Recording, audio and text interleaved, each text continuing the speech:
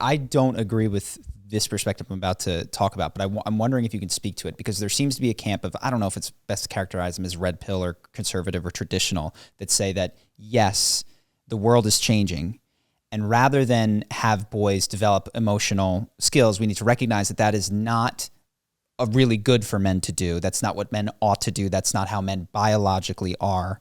And what we need to do is have a society that supports more traditional gender roles where the man is always the provider, and the woman, we need to, she needs to get back into a more traditional role for women. I'm curious if you can speak to your perspective on that, because it does seem that a lot of people have identified the problem, but there's not a consensus on the solution that, we should have more space for men to investigate their emotions, be stay-at-home dads. It's, Yeah, so I mean, I think in a weird way, this is going to sound kind of weird, so give me a chance to explain. I don't think they're wrong. So let's just, and it's like very simple. Like it's just, okay, so if there's a certain set of characteristics and the world is a certain way, let's say I'm a certain way and society is a certain way, that can work. Yes. And then if society changes, then either I need to change or society needs to change. It just needs to fit. I love it. So, if we did go back 100 years or 200 years, then men would not need to change. Right? I mean, but I'm not advocating that we should go back, but I think that their solution is theoretically viable. Yeah. In the sense that we could go back in time and start to develop more traditional stuff, and then men would not need emotional awareness because we didn't need it back then. That's awesome. Because are you familiar with spiral dynamics at all? No.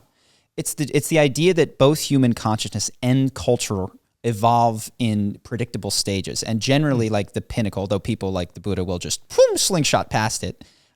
You can go as high as the culture that you're in. So it takes you like.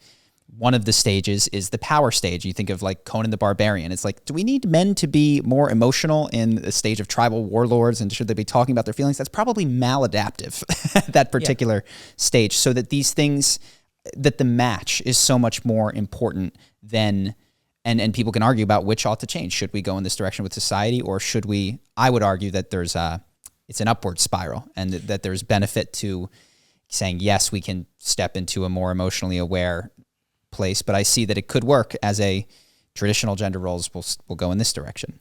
Yeah, so I tend to agree that moving backwards is not good. So like just a simple example of this is that, people will sort of look at, if you look at statistics on divorce rates. So divorce rates tend to be higher in the Western world and lower in like places like India. And people will look at that and they'll say like, oh, divorce is bad, right? But what they don't sort of acknowledge are the studies that show that in a marriage in which divorce does not take place, abuse is much more common, domestic violence is much more common, sexual assault is much more common. So they sort of say that, okay, like marriage is good, but they're not really looking at the data that shows what a bad marriage looks like. Yeah. And people will say, okay, single parent households are destroying kids, right? Because like kids need a family unit. And there's actually good evidence to support that. If you've got two healthy parents who are there to care for you, the mental health of the child will, generally speaking, be better. But what those people also ignore is, what if you have one abusive parent or one alcoholic in a particular society where, like, okay, the parents say, I'm going to divorce you because you're an alcoholic. You are actually helping the kid by removing that influence. Yeah.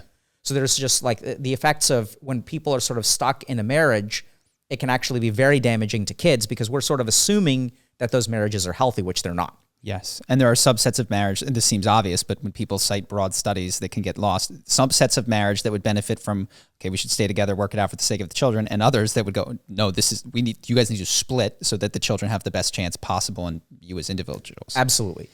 So I tend to find that, people who are more traditionalistic, I don't disagree with their theoretical point that if you can maintain a more traditional marriage that just has two parents, I haven't seen a whole lot of data that, for example, heterosexual couples are healthier than homosexual couples or less healthy or anything like that. We just don't have a whole lot of data on that.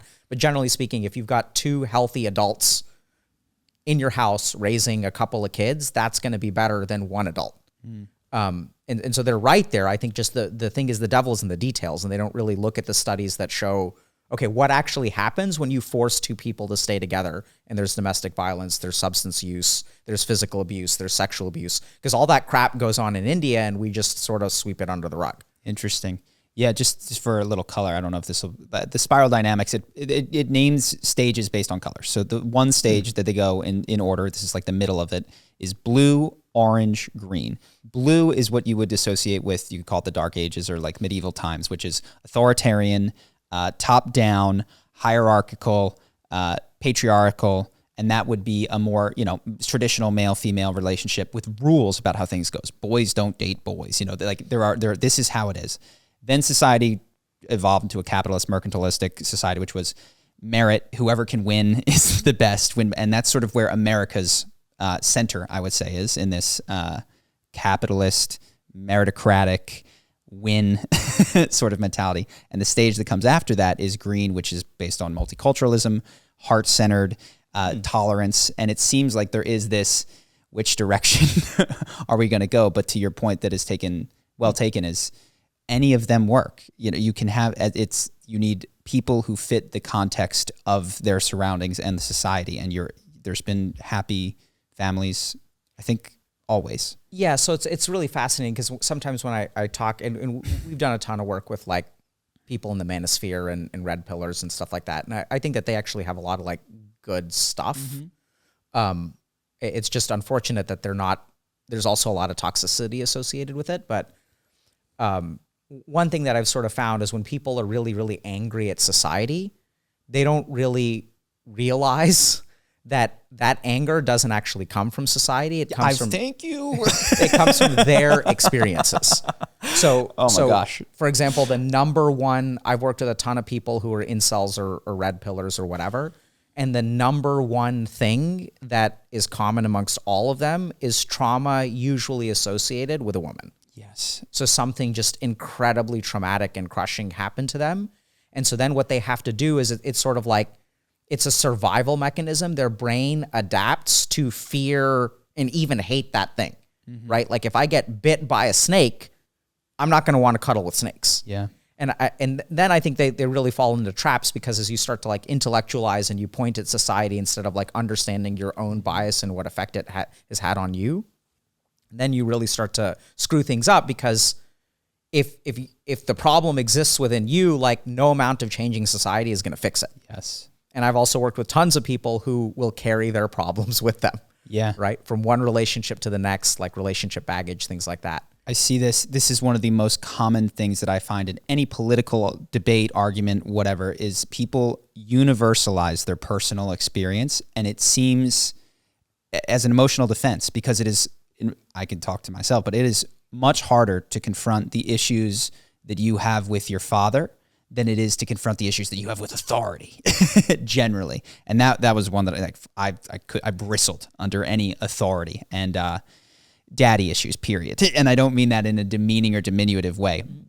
I have had to work with and through them in order to see, oh my gosh, how many of my political beliefs or ways that I've lived my life or ways that I've set up relationships are coming from an inability to put the pain where it needs to be put and then to move through it in that place. Because when you put it in society and then try to fight or push society, it can feel righteous and heroic, but you will, it's perfect because you'll never win because that's not where the problem is. Yep, right. So in the same way you can pursue. I was going to say the same thing. So then you're back to a ladder, right? You're fighting this uphill battle that you'll never win, and it gives you purpose and it gives you direction and things like that. And I think those battles can be worthwhile fighting. There can be positive externalities and outcomes. Absolutely. Yeah. But I think that's where usually when I'll work with like men, for example, who have very like toxic attitudes towards society, if we do some internal healing, they can still advocate for things in sort of a healthy way. You can still advocate very strongly, but you're not advocating from like a place of emotional lack of control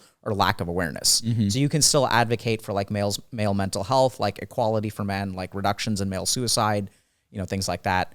But you can just sort of do it in a healthier way. Yeah.